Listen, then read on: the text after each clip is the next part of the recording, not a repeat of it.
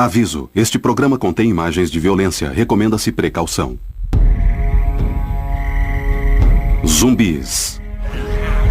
Você já os viu nos filmes. Os zumbis são os monstros mais assustadores da história. Mas há alguma verdade nessa história?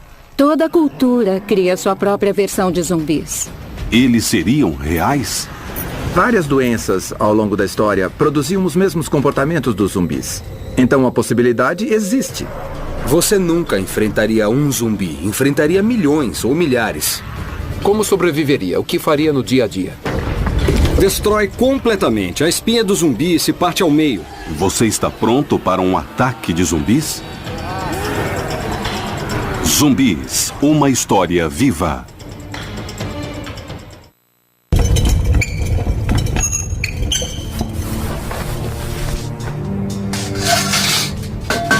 A morte é o maior temor do homem. Mas há algo ainda mais aterrorizante. Quando os mortos voltam à vida e se tornam nosso pior pesadelo. Um zumbi.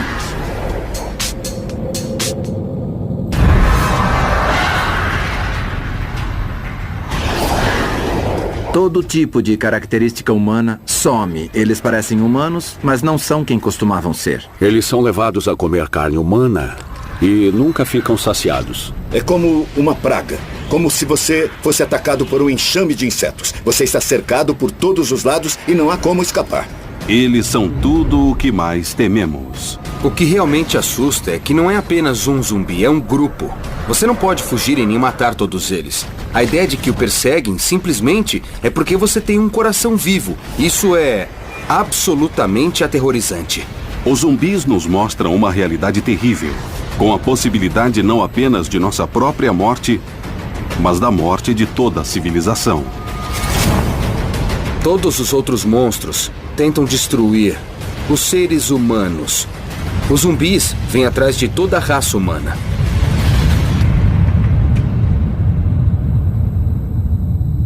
Para entender os zumbis, é preciso saber de onde eles vêm. O zumbi moderno vem de um filme de 1968 do então desconhecido diretor americano George Romero, chamado A Noite dos Mortos-Vivos. O que George Romero fez foi reescrever o livro dos zumbis, transformando-os em criaturas apocalípticas. Ele queria um monstro que não tivesse uma definição. Então criou uma criatura que não tivesse uma explicação específica para a sua origem. A visão de Romero do fim da civilização com o apocalipse zumbi representava o medo dos americanos em 1968. O que começou como um filme de terror de baixo orçamento tornou-se um sucesso internacional. Hoje, os zumbis de Romero continuam a voltar da morte em números cada vez maiores. Mais da metade dos filmes de zumbis foram feitos após 11 de setembro de 2001. Eles estão crescendo no cinema, na literatura, nos videogames. Por toda parte tem zumbis. Faz parte da cultura pop. Mas Romero não inventou o zumbi. Essa criatura existe desde que o homem vive na Terra. Os zumbis apareceram pela primeira vez em uma das primeiras obras da literatura, a Epopeia de Gilgamesh. Numa das obras conhecidas mais antigas, a Epopeia de Gilgamesh, Ishtar diz: "Vou levantar os mortos e eles vão comer os vivos. Os mortos vão superar os vivos." Parece um apocalipse zumbi. A palavra zumbi significa cadáver reanimado e vem do voodoo haitiano, que tem suas raízes na África Ocidental. Historicamente, o zumbi está enraizado na religião voodoo. E é alguém cuja mente é controlada por outra pessoa, é como um escravo. O zumbi do voodoo que se originou na África e foi para o Haiti é muito diferente do zumbi de Romero. A palavra zumbi tecnicamente se refere ao zumbi tradicional do voodoo haitiano. Não tem nada a ver com o zumbi da cultura moderna, da horda viral, voraz e carnívora, que agora chamamos de zumbis. Mas várias outras grandes civilizações temiam criaturas que podiam voltar da morte, como os zumbis. Na China, os mortos-vivos são chamados Jiangxi. O Jiangshi é um monstro fascinante e terrível do folclore chinês. É um fantasma faminto que retorna para devorar os vivos. Esse fantasma volta para atacar não só os vivos, mas a própria família, como um castigo por não ter sido devidamente sepultado. Como muitas culturas, os chineses realizam rituais de sepultamento para garantir a passagem segura do morto para o outro mundo, para que este não volte e ameace os vivos. Num sepultamento incorreto, o espírito não consegue seguir em frente. Ele permanece aqui atormentado, então procura se vingar daqueles que deveriam lhe dar um sepultamento decente. Como o nosso zumbi, o Jiangshi ataca os vivos de forma implacável e aterrorizante. É muito difícil detê-lo. Ele tem uma raiva justa a seu favor, por assim dizer. Enquanto o zumbi chinês volta para castigar os vivos, no folclore árabe, tornar-se um zumbi era a punição por se ter uma vida imoral. Esse zumbi era chamado de Gu. O Gu é um demônio feminino. Na maioria das vezes era um demônio de uma mulher. Era alguém que caíra em desgraça ou que vivera uma vida pecaminosa. Em algumas lendas mais antigas, o demônio era uma prostituta. Elas se escondiam no deserto e chamavam as pessoas como as sereias. Então voltavam ao seu estado natural, que era um monstro devorador horrível.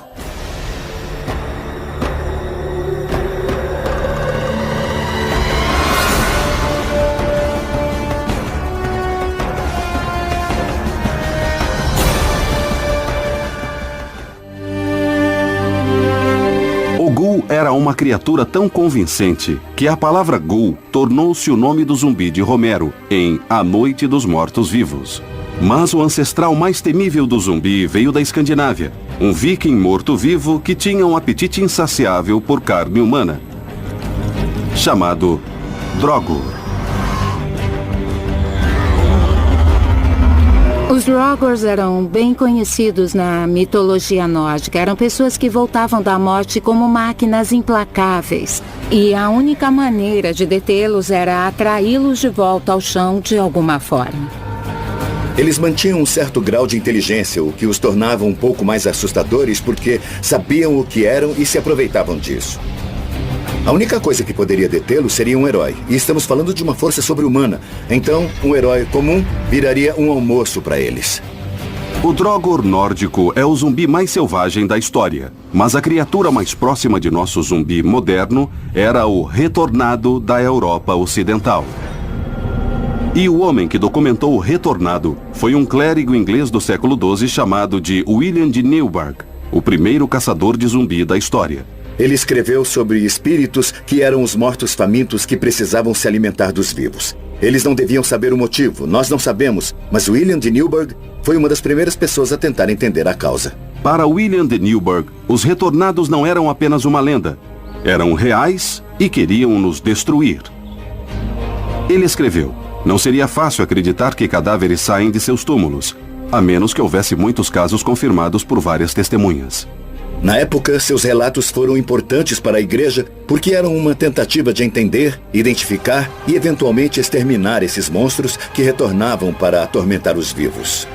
Ele queria saber se havia alguma forma de entender essa necessidade horrível, porque se eles entendessem, talvez pudessem combatê-la. Os retornados de William de Newburgh são parte de uma tradição de zumbis que abrange muitas civilizações ao longo de milhares de anos.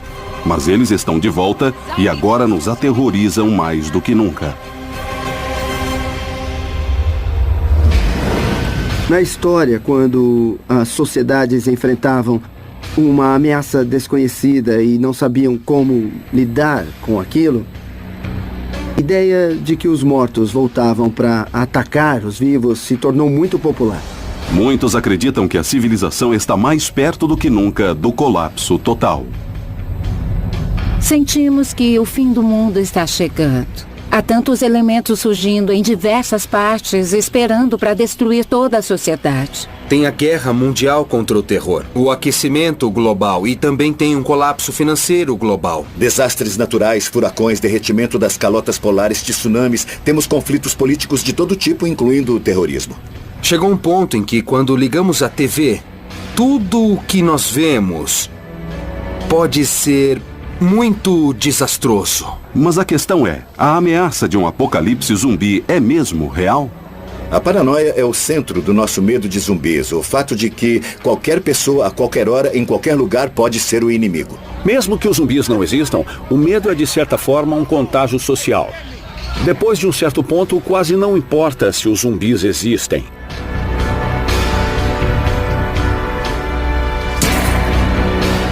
A nossa sobrevivência como espécie pode estar em risco, pois os zumbis voltaram e estão mais perto do que você imagina.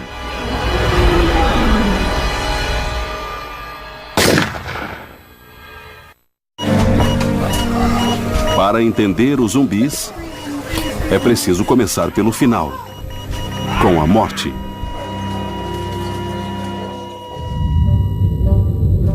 Porque a morte é o nosso maior temor. Mas tememos ainda mais que os mortos voltem. Não importa onde você esteja, nem sua cultura ou de que período seja, todos nós entendemos a morte.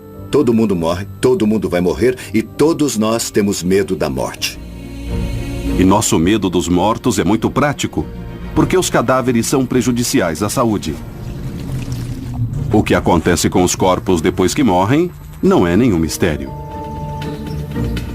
Cadáveres expostos ao ambiente podem contaminar o sistema de água e vários tipos de doenças podem surgir por conta disso. O corpo de uma pessoa pode ser dividido em mais de 400 diferentes tipos de produtos químicos, alguns dos quais são muito aromáticos. Talvez já tenha ouvido falar do cheiro da morte.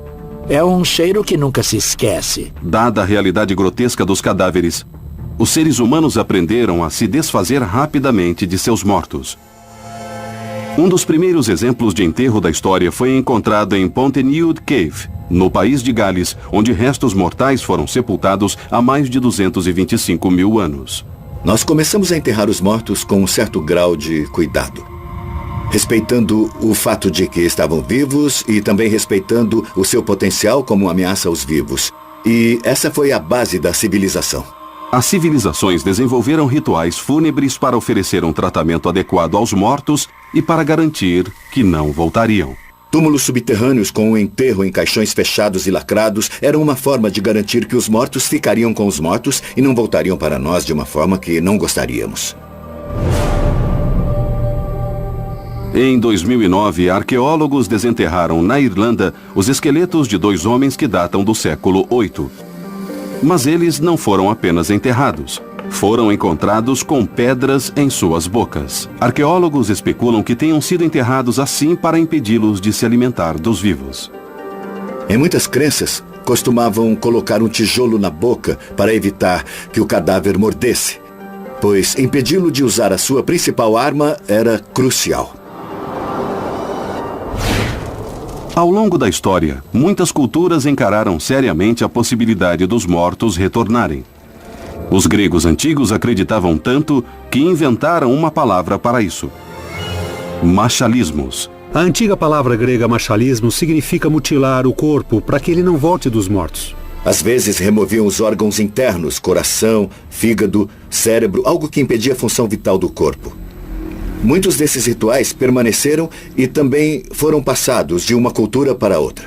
Os chineses temiam tantos os mortos-vivos que preferiam não se arriscar e amarravam todo o corpo durante a preparação para o enterro. Se um corpo fosse enterrado de acordo com o costume chinês, ele seria amarrado para que não pudesse se mover. E muitas vezes poderia ser preso ao próprio caixão.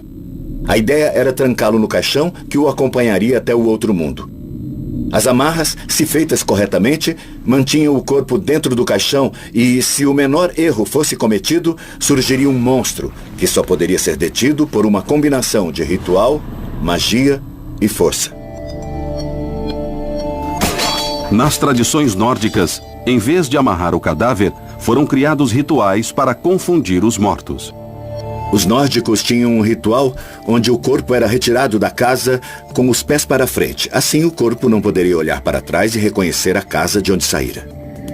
Tiravam o cadáver por uma das portas da casa, depois a selavam para que, se o cadáver voltasse da morte, não conseguisse reconhecer o caminho de volta porque a porta teria desaparecido. Confundir o cadáver pode parecer superstição medieval, mas a prática perdurou por séculos. Ao longo do século XIX e até o início do século XX, era muito comum na Europa e em partes das Américas que as pessoas retirassem o morto de casa com os pés na frente, para não correr o risco de que a pessoa morta visse alguém dentro de casa e a chamasse para o submundo. Ainda hoje, muitos de nossos rituais funerários vêm da crença nos mortos-vivos, como o fato dos caixões serem parafusados. Não precisamos parafusar algo que vai ficar enterrado a 7 palmos, mas fazemos isso mesmo assim. Há uma parte de nós que tem medo de algo sair e queremos garantir que todos os rituais sejam cumpridos, para que nada fora do esperado aconteça. O tratamento adequado dos mortos sempre foi uma crença muito difundida. Quando não se trata os mortos com respeito, eles voltam para se vingar. Nós vemos isso lenda após lenda, com o Janshi, o Drogur, o Retornado, o Ghoul. Os mortos que foram injustiçados querem resolver isso nos atacando. Por que os mortos querem vingança? O que fizemos para merecer sua ira? Em muitas culturas, os mortos se sentiam infelizes por estarem mortos. Sabem que estão mortos, que a vida lhes é negada. Então voltam para perseguir os vivos pelo que eles têm. E que o monstro, o fantasma ou o retornado não tem. A ideia de que os mortos podem querer se vingar dos vivos remonta a milhares de anos. As pessoas acreditavam que havia mortes boas e ruins. Uma morte ruim impediria o morto de seguir em frente. Uma morte boa abriria a porta para o outro mundo. Uma morte ruim fecharia essa porta e o prenderia aqui. Essa é a base de muitas crenças em monstros, principalmente em zumbis, de que a morte ruim faz com que o espírito permaneça aqui, irritado e vingativo. O que torna uma morte ruim? Um final terrível, o tipo errado de sepultamento ou uma vida pecaminosa. Se há alguma coisa que muda a vida dessa pessoa ou a morte dessa pessoa, ela fica então presa à terra e é movida por uma fome insaciável.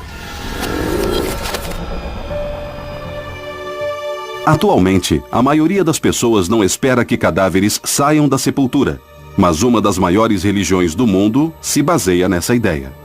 Até hoje, os cristãos, em sua maioria, vão à igreja aos domingos e rezam o credo niceno ou credo apostólico, que afirma que ansiamos pela ressurreição dos mortos.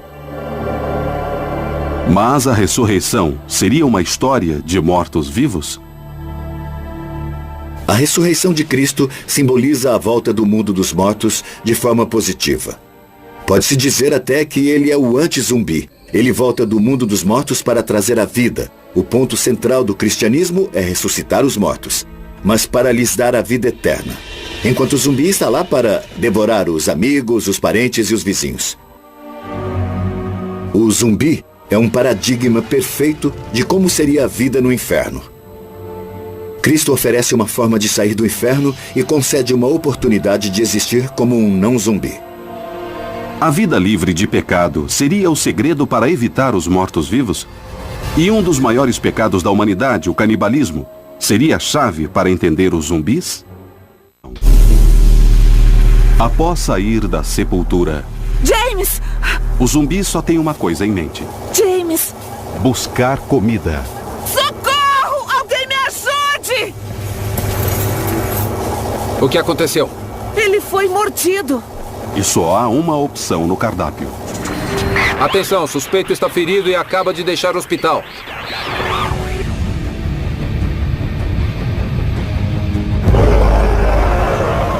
Muitos escritores, inclusive eu, tentaram entender por que um zumbi precisa comer. Minha opinião é que ele precisa comer para continuar ativo. Isso lhe daria proteína e um pouco de energia. Mas há outra suposição de que o zumbi come porque está tentando destruir a vida.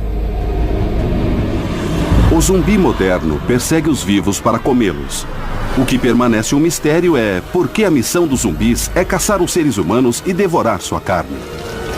Os zumbis estão sempre com fome. Essa é a característica típica do zumbi moderno. Eles não se cansam de comer. Não sabemos por que querem a nossa carne, mas os mortos que comem carne surgiram de um dos tabus mais fortes que existem: o nosso medo de humanos que comem humanos.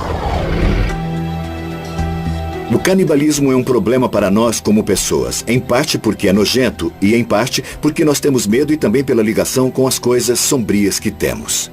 Temos um medo primitivo de virarmos alimento.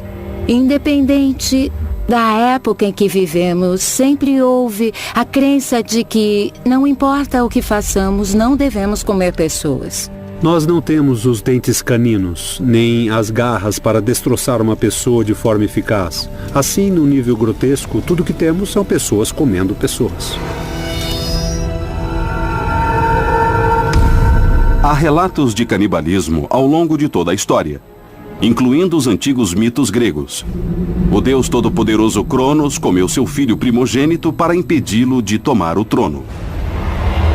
Cronos destronou o próprio pai para dominar o mundo. Então ele foi bem esperto e pensou que os filhos tentariam fazer o mesmo com ele. Mas para evitar isso, ele os comeu. Cronos comeu seus 5 primeiros filhos. Quando Zeus nasceu, a mãe escondeu o bebê. Mais tarde, Zeus voltou para matar o pai. A moral da história é clara. O canibalismo não pode ser tolerado, especialmente quando se trata de membros de sua própria família. A mensagem por trás do canibalismo na mitologia grega nunca é positiva. No fim, você sempre é devorado, literalmente. O canibalismo não acontece apenas nos mitos, mas em fatos reais também. A maioria das sociedades o proíbe, mas quando as pessoas comem conhecidos, isso viola um instinto humano ainda mais profundo. Um dos episódios mais obscuros da história americana está ligado ao canibalismo. O destino sangrento do grupo de Donner provou que circunstâncias extremas podem transformar qualquer pessoa em um canibal. O grupo de Donner fez a pior viagem do mundo. Eles começaram em 1846 e se dirigiram para a Califórnia. O comboio de 85 colonos começou a atravessar as montanhas da Serra Nevada. Eles ficaram presos lá durante o inverno. Como não podiam sair, acabaram sucumbindo à fome. Metade do grupo morreu, mas a outra metade recorreu a uma desesperada tática de sobrevivência: comer os mortos. Alimentados pelos companheiros de viagem, 48 colonos escaparam das montanhas, mas quando voltaram para casa, foram recriminados pelo que fizeram. Depois que voltaram, um estigma acompanhou esses sobreviventes. Quem come carne humana uma vez, volta a comer de novo. O grupo de Donner chocou o país, mostrando que quando a sobrevivência está em jogo, as regras da sociedade desaparecem. Quando se quebra um tabu dentro de um grupo, você se torna um proscrito. Não importa se você vai ser punido pelo Estado. Em algumas sociedades, você simplesmente deixa de existir. Em tempos de fome, não queremos que as pessoas ataquem umas às outras. Quando as pessoas estão com fome, comem qualquer coisa. Mas a sobrevivência não é a única causa do canibalismo. No século XIX, no Canadá, havia algo ainda mais sinistro. 1879, Alberta, Canadá. Depois de um inverno longo e brutal, trabalhadores de uma missão católica foram surpreendidos pelo aparecimento de um caçador nativo chamado Swift Hunter.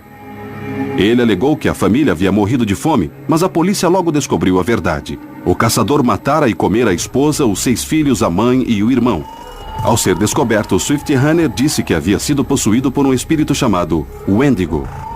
O Wendigo era o espírito que dominava aquele que comia outras pessoas. Então você teria que continuar a comer humanos para sobreviver. A fome que o controlava o faria pensar apenas numa coisa: comer carne humana. Após Swift Hunter ser enforcado por seus crimes, vários casos de possessão canibal foram relatados em toda a região. Os canadenses começaram a temer o Wendigo, uma criatura terrível que poderia acordar o zumbi que havia nas pessoas. Essa doença agora é conhecida como psicose Wendigo, que vem do folclore nativo americano.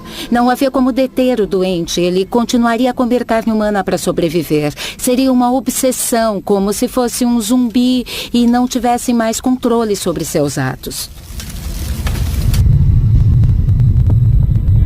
Mais recentemente, outro homem movido pela fome de carne humana deu vida ao terror dos zumbis. Em 1991, o canibal mais famoso dos Estados Unidos, Jeffrey Dahmer, disse aos investigadores que matara e comera suas vítimas porque não queria que elas saíssem. Jeffrey Dahmer queria o controle total sobre a pessoa, ela viva ou morta. E o canibalismo de partes do corpo é um sinal de poder completo sobre uma pessoa. Em sua busca pelo controle total de suas vítimas, Jeffrey não só as comeu, mas tentou transformá-las em zumbis. Jeffrey seduzia os homens e os levava para casa.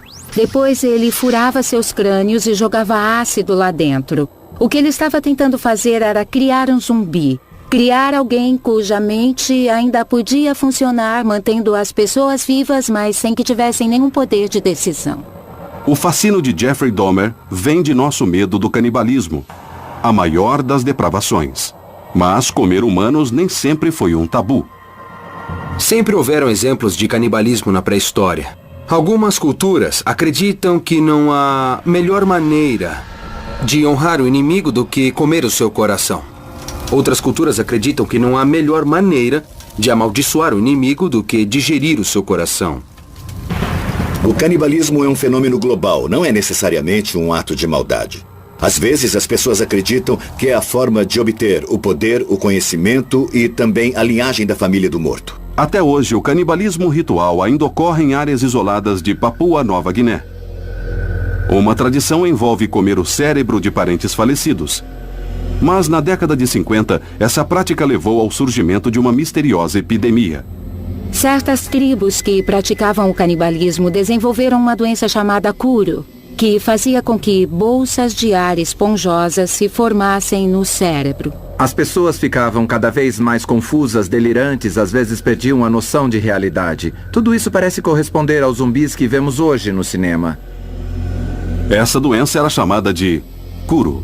Mais tarde, descobriu-se que a doença era causada pela ingestão de cérebros infectados com prions. O prion é um agente infeccioso assustador. Quando atinge o cérebro, o transforma num queijo suíço. É aterrorizante porque não entendemos muito bem como funciona. O prion é um agente infeccioso diferente de tudo que se conhece. O prion mais famoso é o da doença da vaca louca, que contamina os humanos quando a vítima consome carne infectada, deixando-a em estado parecido com o dos zumbis. O cérebro devastado pela doença da vaca louca tem alguns elementos de um cérebro de zumbi. A pessoa sofre de mioclonia e acaba se tornando atáxica, ou seja, incapaz de andar tão bem. Ela também se torna cada vez mais confusa, talvez delirante. Se pensarmos nos contágios que poderiam nos transformar num zumbi, os prions estariam no topo da lista. As pessoas podem ser infectadas por prions, que produzem sintomas que fazem suas vítimas parecerem zumbis. Mas os prions poderiam desencadear um surto de zumbis?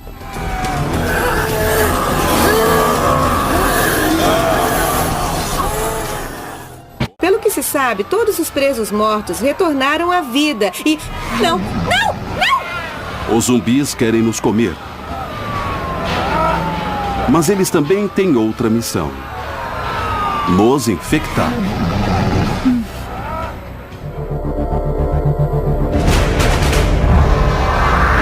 O zumbi é criado por uma doença e tem um único objetivo biológico, que é espalhar o seu vírus ao morder e consumir seres humanos.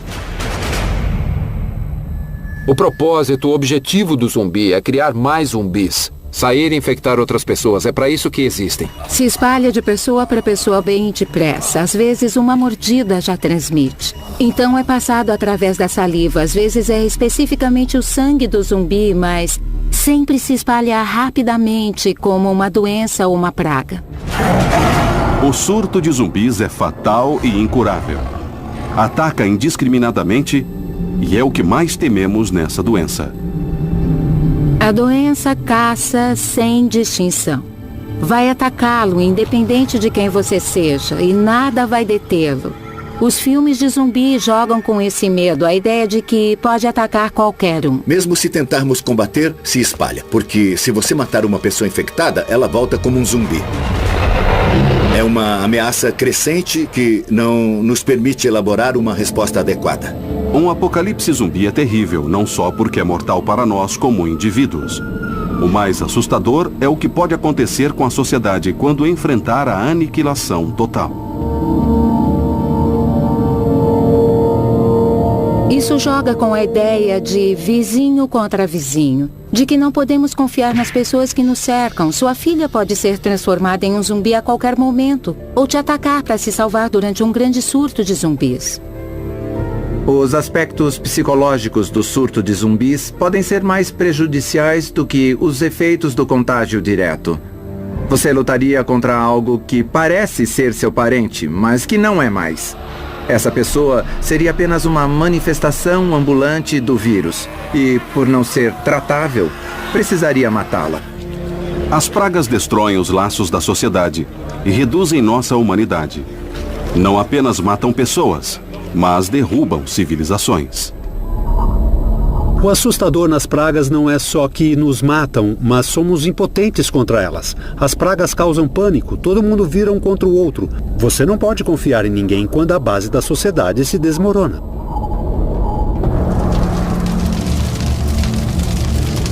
A história já demonstrou os efeitos apocalípticos das pragas. No século XIV, uma bactéria se espalhou da Ásia para a Europa, matando 1/3 da população em menos de 2 anos. Batizada de peste negra, mais tarde foi conhecida como a peste bubônica. As estimativas na Europa eram de 25% a 35% da população.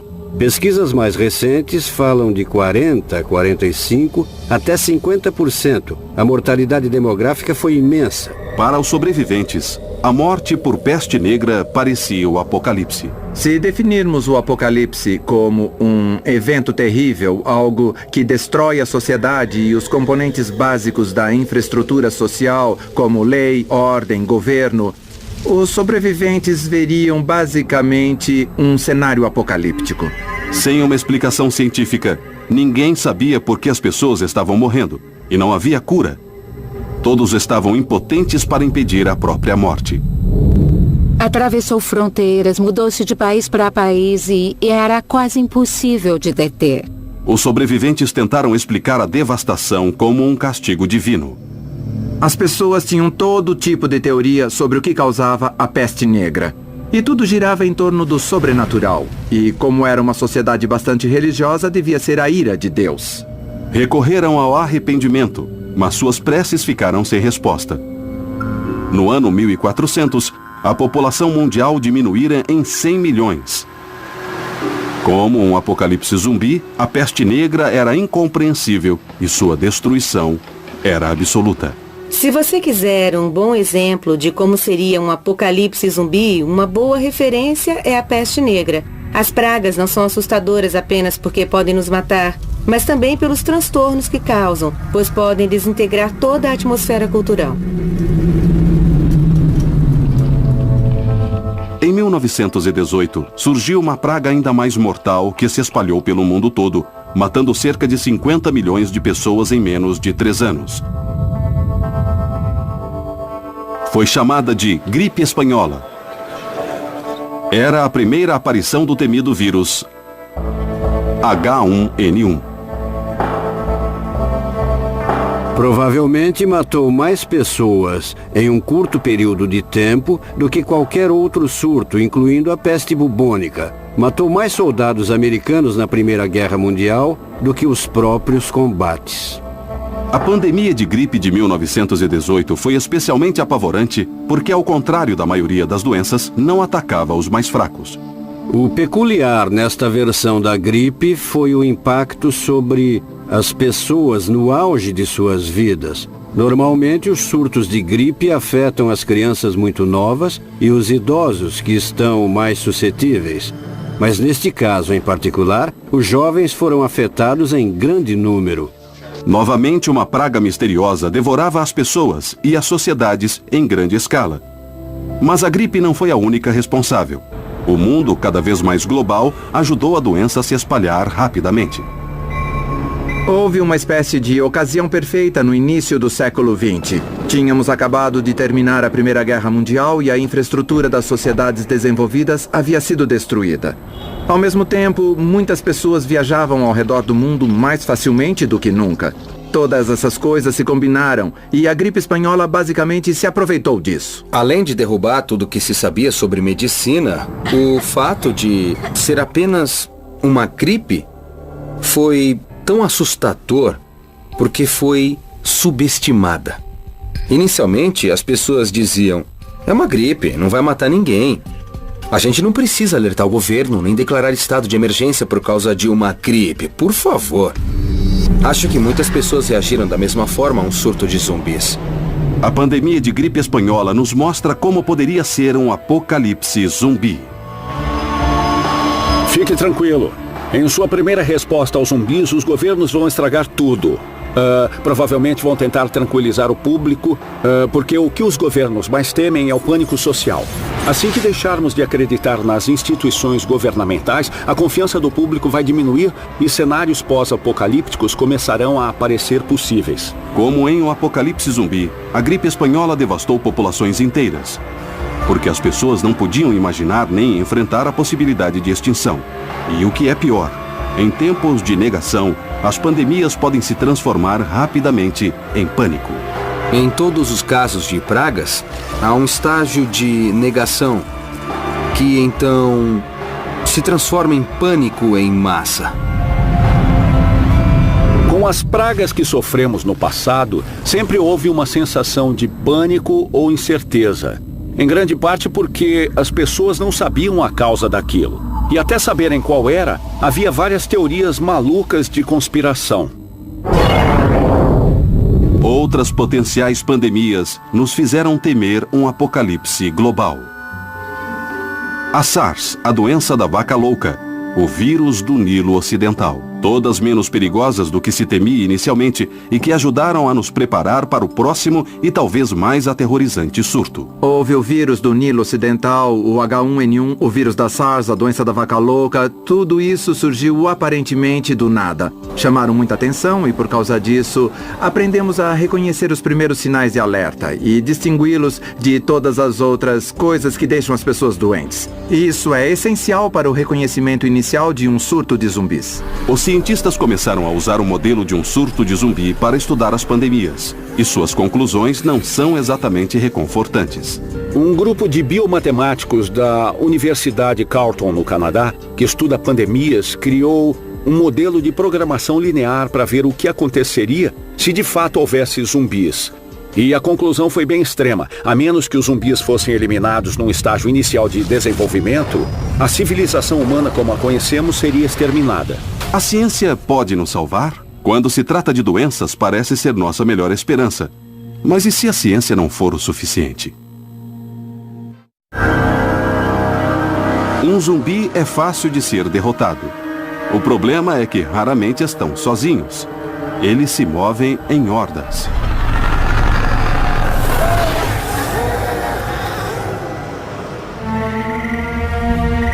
Qualquer pessoa pode enfrentar um zumbi. Você pode comer enquanto luta com um deles. Então um zumbi não é problema. 5 zumbis não é problema. Mas uma horda de zumbis é encrenca na certa. Os zumbis andam lentamente, mas nunca param de avançar. E o que é pior, se multiplicam sem parar. Uma horda de zumbis é poderosa por causa da quantidade. São ilimitados, uma massa de mortos. Há tantos que parece um exército reunido. Matá-los é inútil, pois já estão mortos. E o que lhes falta em velocidade, eles compensam em persistência. Os zumbis são incansáveis. Não têm pernas e continuam vindo. Não têm pé e continuam andando. Não têm mãos e continuam avançando. Só precisam conseguir nos pegar e morder. O choque de uma invasão de zumbis não é causado apenas pela quantidade de mortos-vivos, nem por serem incansáveis, mas porque eles nos cercam, impedindo qualquer fuga. A primeira reação das pessoas é procurar um lugar para se trancar, assim os zumbis não vão pegá-las. O problema disso é que ficam num quarto sem comida nem água, com os suprimentos limitados na melhor das hipóteses. O cerco é um tema comum em todos os filmes de zumbis. A horda avança e cerca um grupo de heróis que se refugia para tentar se defender. O cerco tem sido usado com muito sucesso ao longo da história, dos visigodos aos mongóis e nazistas. É uma guerra de desgaste. Mas quando os zumbis atacam, o cerco é com certeza ainda melhor, porque é um inimigo que não vai ficar sem recursos e que não vai embora nem desistir da luta. Numa guerra de desgaste, o zumbi vai vencer. A horda implacável provoca uma ansiedade profunda e antiga. O medo de ficar em menor número, ser cercado e destruído. Se voltarmos no tempo até a origem dos seres humanos, ao que chamamos de homens das cavernas, eles eram chamados assim por uma razão. Havia 3 paredes de pedra e uma abertura. Eles se refugiavam no local em que se sentiam seguros e que mantivesse tudo o que era ruim lá fora. Ao longo da história humana, sempre existiu o medo da horda. Quando você e seu grupo formarem uma civilização, na próxima colina, provavelmente haverá outras pessoas que não fizeram nada disso. Estarão famintos, desesperados e tentarão tirar tudo de vocês. Porque isso já aconteceu. A história humana está repleta de cadáveres de civilizações mortas que caíram quando uma horda invadiu a cidade.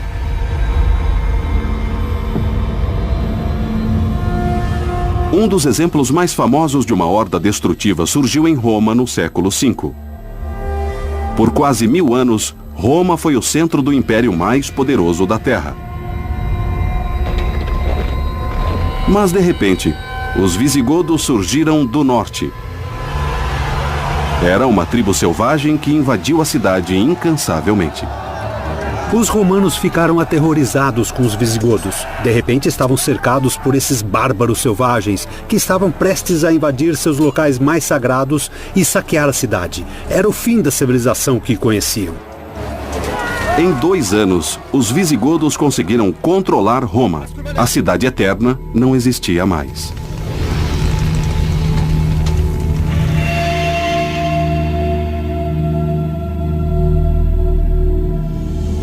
"800 anos depois, a horda mais famosa da história cruzou a Ásia Central, destruindo tudo o que havia em seu caminho. Na verdade, a palavra horda vem dos mongóis. Eles acrescentaram uma nova brutalidade à guerra, fervendo e esmagando as vítimas e catapultando suas cabeças decepadas. Qualquer exército invasor é aterrorizante, mas há um motivo para citarmos em especial os mongóis. Eles saqueavam, comiam os prisioneiros e utilizavam táticas muito violentas. Algumas vezes enfrentamos uma ameaça avassaladora, algo tão grande e poderoso que nos assusta e até nos separa de nosso próprio grupo de proteção. A horda mongol é um exemplo perfeito da tática de choque, pois são tantos e tão rápidos que não existe uma defesa adequada. Em meados do século XIII, a horda mongol invadiu a cidade de Bagdá e destruiu a joia do Império Islâmico. A cidade, que fora deslumbrante, permaneceu em ruínas por vários séculos. Falamos do saque de Roma em 410 ou do saque de Bagdá realizado pelos mongóis, que acabou com a Era de Ouro Islâmica. Isso está embutido em nossa psique. Tudo o que construímos pode ser destruído por uma horda. Muitos filmes de zumbi retratam uma cidade sitiada por um exército implacável. Esse cenário foi visto há pouco tempo durante a Segunda Guerra Mundial. Desta vez, a horda era o nazismo. Quando falamos do apocalipse zumbi, temos a tendência de pensar que é algo abstrato. Mas, na verdade, já vimos isso em vários lugares do mundo. Um bom exemplo é o cerco de Leningrado. Leningrado, 1941.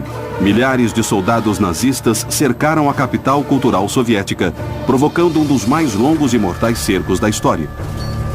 As batalhas duraram cerca de 900 dias e milhares morreram de fome nas ruas. Foi chamada de cidade heróica e os cidadãos eram mesmo heróis, mas sempre havia um comerciante do mercado negro que podia lhe vender um bolo de carne.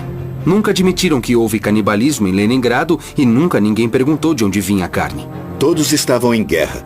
Havia assassinato constante, canibalismo, todo tipo de situação horrível. Era uma guerra absoluta e completa. Quem vivia naquela época acreditava que era o fim do mundo. Acho que a Segunda Guerra Mundial no Oriente se parecia mais com uma guerra de zumbis do que com a Segunda Guerra Mundial no Ocidente. De repente, os russos viram os tanques invadirem seus campos de trigo. E não houve negociação. Churchill chamava os nazistas de bárbaros mecanizados. A palavra bárbaros para muitos significa que não há bom senso. E isso é absolutamente aterrorizante para as pessoas. Hitler é um monstro de maldade. Insaciável na sua sede de sangue e pilhagem. Diferente de outros inimigos militares, a invasão da Horda sempre representou uma crueldade mais aterrorizante. Uma força que não para enquanto não atingir a destruição total. Mas hoje o inimigo é ainda mais assustador, pois não se parece um exército. Nós os conhecemos como terroristas. Acho que o governo de Bush lidou com a noção de zumbis de forma bem sucinta ao descrever os terroristas. Não havia nenhuma forma de negociar. Eles nos seguiram até em casa como zumbis e não havia como detê-los, a não ser destruí-los. A guerra ao terror nos coloca diante de um inimigo implacável, sem rosto, que não é sensato nem tem medo da morte. Enfrentar um zumbi é exatamente como enfrentar a guerra contra o terror, porque você não enfrenta um estado, um país ou um grupo de pessoas em particular. Em essência, você enfrenta uma ideologia. É uma ameaça que pode estar nas ruas de qualquer cidade, em qualquer cidade de qualquer país.